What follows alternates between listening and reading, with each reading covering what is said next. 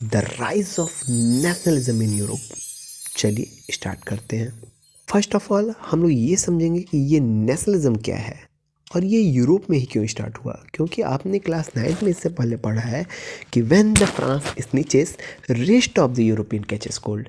Means जब France छींकता है तो पूरे यूरोप में जुकाम लग जाता है। ये ड्यूक मैटरनिक का एक स्टेटमेंट है और वो क्रिटिसिज्म कर रहा है। ड्यूक मैटरनिक क्या कर रहा है? क्रिटिसिज्म कर रहा है फ्रांस का कि फ्रांस कितना दुष्ट है कि एक बार छींकता है तो पूरे यूरोप में क्रांति फैल जाता है, जुकाम लग जाता है।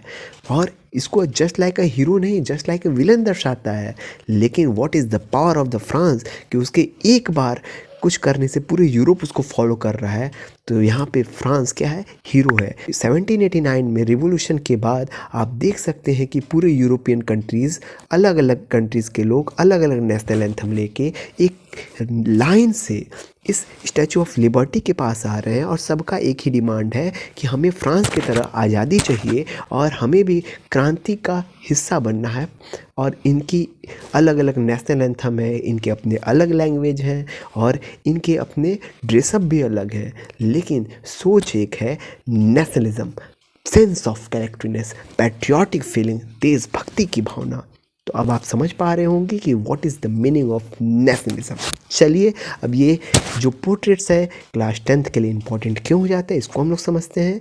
इस पोर्ट्रेट में आप देख पा रहे होंगे कि ये पोर्ट्रेट फ्रेडरिक सारियो द्वारा बनाया गया है और 1848 में बनाया गया है और इसके 4 सीरीज़ उन्होंने बनाए, मतलब 4 पोर्ट्रेट अलग अलग बनाए थे, जिसमें से इस पोर्ट्रेट का स्पेसिफिक नाम है the pact between the nation.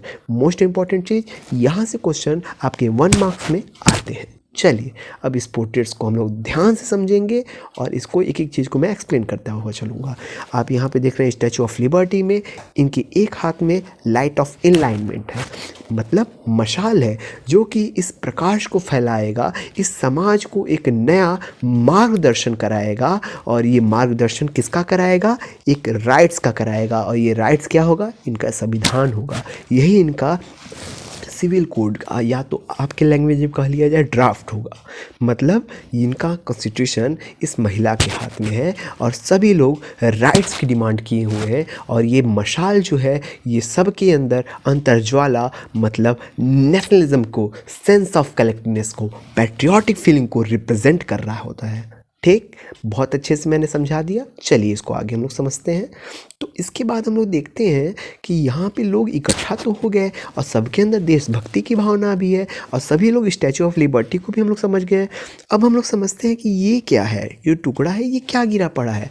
तो ये जो मोनार्क थे, बड़े बड़े राजमहल थे, उनके तोड़े गए, ध्वस्त क्या है, अवशेष पड़े हुए हैं।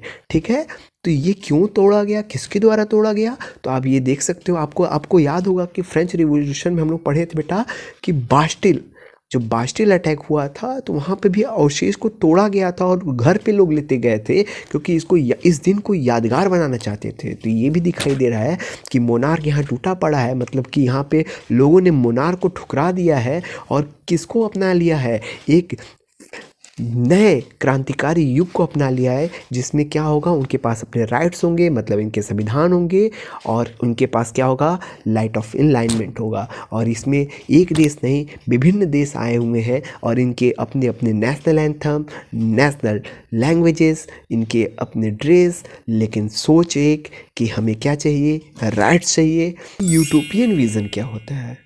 ये बहुत ही महत्वपूर्ण विषय हो जाता है। यूटोपियन विज़न वो होता है कि होने की आगे संभावना है, जैसे कि आप क्लास 10th में टॉप भी कर सकते हो, लेकिन अभी तो ऐसा हुआ नहीं है, लेकिन होने की संभावना आगे है। तो इसको हम लोग कह सकते हैं यूटोपियन विज़न, मतलब अभी तो हुआ नहीं है लेकिन आगे हो सकता है। तो यही फ्रेडरिक सारियो की जो पोर्ट्रेट है, हम तो ये कहेंगे कि इसको आप लोग अपने दिमाग में बैठाने के लिए समझ लीजिए कि हमारे भगत सिंह एक पोर्ट्रेट बना रहे हैं और इसमें वो क्या दिखाएंगे, आप इमेजिन कीजिए वो क्या दिखा सकते हैं। वो दिखाएंगे कि भारत अभी आज़ाद तो नहीं हुआ है, लेकिन अंग्रेज़ों के विरुद्ध जो हमारी आज़ादी की लड़ाई है, इसमें भारत आज़ाद हो चुका है। तो अब हम लोग बात करते हैं ये सर यूटोपियन विज़न क्या होता है। तो बेटा जैसे मैं बोलूँ कि क्लास 10th में आप टॉप करने वाले हैं, तो ये अभी तो हुआ नहीं है लेकिन हो सकता है। वैसे ही जर्मनी अभी यहाँ पे यूनिफाइड नहीं हुआ है, लेकिन यहाँ पे दिखाया क्या गया है कि यहाँ पे यूनिफाइड हो चुका है। मतलब कि जर्मनी स्टैचू ऑफ लिबर्टी के क्रॉस कर चुका है, ये दिखाया जा रहा है। जैसा कि आप सभी देख सकते हैं कि यहाँ पे जीसस क्राइस्ट और बहुत सारे एंजल यहाँ पे एक आशीर्वाद देने का कार्य कर रहे हैं, मतलब ऑथराइज्ड कर रहे हैं कि ये जो मोमेंटम हो रहा है, लोग यहाँ पे क्रांति की डिमांड कर रहे हैं, नेशनलिज्म की डिमांड कर रहे हैं, सेंस ऑफ कलेक्टिवनेस कर रहे हैं, पैट्रियाटिक फीलिंग की बात कर रहे हैं। जो फ्रांस में क्रांति हुई है, इसके राइट्स के लिए यहाँ पे जितने लोग इकट्ठा हुए हैं, ये सही कार्य कर रहे हैं और इसमें भगवान का भी क्या है, आशीर्वाद है। इसको ऑथराइज कर रहे हैं गॉड कि जो भी कर रहे हैं लोग सही कर रहे हैं। आज के लिए इतना ही, मिलते हैं नेक्स्ट वीडियो में। जय हिंद, जय भारत।